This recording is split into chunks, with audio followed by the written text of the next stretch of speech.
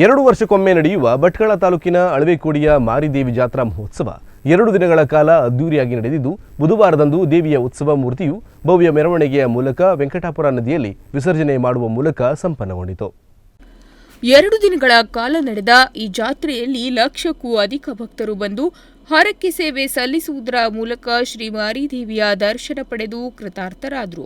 ಬುಧವಾರ ಸಂಜೆ 5 ಗಂಟೆಯ ಸುಮಾರಿಗೆ ಶ್ರೀ ದುರ್ಗಾಪರಮೇಶ್ವರಿ ಹಾಗೂ ಮಾರಿಗೆ ವಿಶೇಷ ಪೂಜೆ ಸಲ್ಲಿಸಿ ಮಾರಿ ವಿಸರ್ಜನಾ ಮೆರವಣಿಗೆಗೆ ಚಾಲನೆ ನೀಡಲಾಯಿತು. ಅಳವೆಕೋಡಿಯಿಂದ ಹೊರಟ ಮೆರವಣಿಗೆಯು ಸಣಭಾವಿ, ಉಲ್ಬಣ್, ಯಕ್ಷಮನೆ, ಮಾವಿನಕಟ್ಟೆ, ಶಾರದಾ ಹೊಳೆ, ಶಿರಾಲಿ ಮಾರ್ಗವಾಗಿ ವೆಂಕಟಾಪುರದ ಕಂಚಿನ ಶ್ರೀ ದುರ್ಗಾಪರಮೇಶ್ವರಿ ದೇವಸ್ಥಾನದ ಪಕ್ಕದ ನಿವೇಶನದಲ್ಲಿ ಸುಸಂಪನ್ನಗೊಂಡಿದ್ದು, ಅಲ್ಲಿ ಮಾರಿಯನ್ನು ಕುಳ್ಳಿಸಿ ಪೂಜೆ ಸಲ್ಲಿಸಲಾಯಿತು.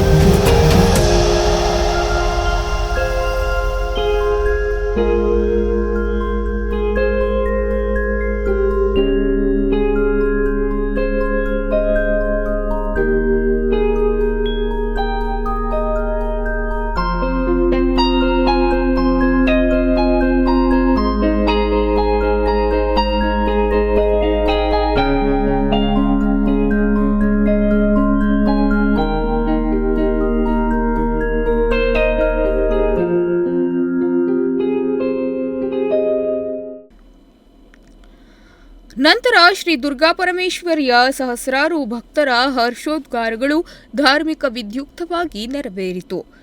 ಮೆರವಣಿಗೆಯುದ್ದಕ್ಕೂ ಸರಸ್ವತಿ, ದೇವಲೋಕದಲ್ಲಿ ಸಂಚರಿಸುವ ಶಿವ, ತಟ್ಟಿರಾಯ, ಗೊಂಬೆ, ಹುಲಿ, ಗೋರಿಲ್ಲಾ ಸೇರಿದಂತೆ ಅತ್ಯದ್ಭುತವಾದ ಸ್ತಬ್ಧಚಿತ್ರಗಳು, ವಿವಿಧ ಮಹಿಳಾ ಸ್ವಯಂ ಸೇವಕ ಸಂಘಗಳ ಸದಸ್ಯರ ಭಜನಾ ಕುಣಿತ, ಅಳವೆಕೋಡಿ ಭಜನಾ ತಂಡದ ಭಕ್ತಿಗೀತೆಗಳು ನೋಡುಗರ ಕಣ್ಮನ ಸೆಳೆದವು. ರಸ್ತೆಯ ಇಕ್ಕೆಲಗಳಲ್ಲಿ ಸಹಸ್ರಾರು ಸಂಖ್ಯೆಯಲ್ಲಿ ಜನರು ನಿಂತು ಮಾರಿ ಮೆರವಣಿಗೆಯನ್ನು ಕಣ್ತುಂಬಿಸಿಕೊಂಡರು.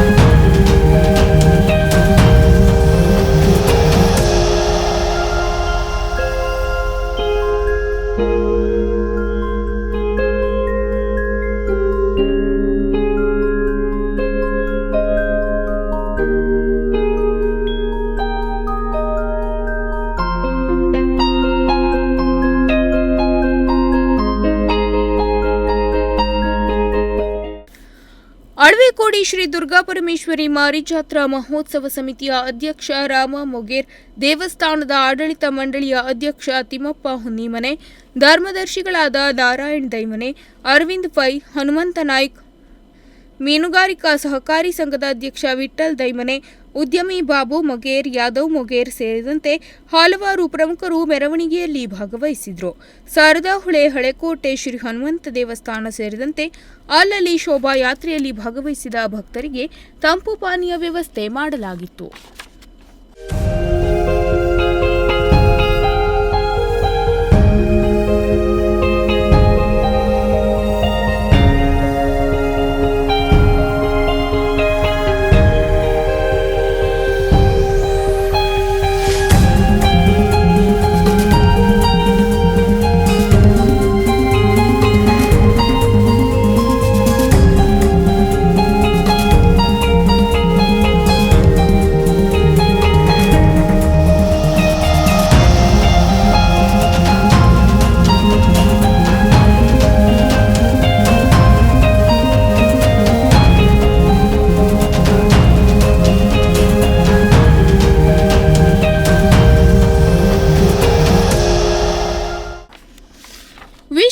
ಮೆರವಣಿಗೆಯಲ್ಲಿ ಸಾವಿರಾರು ಜನರು ಭಾಗವಹಿಸುವ ಮೂಲಕ ಮತ್ತೊಮ್ಮೆ ಇತಿಹಾಸ ಸೃಷ್ಟಿಯಾಯಿತು.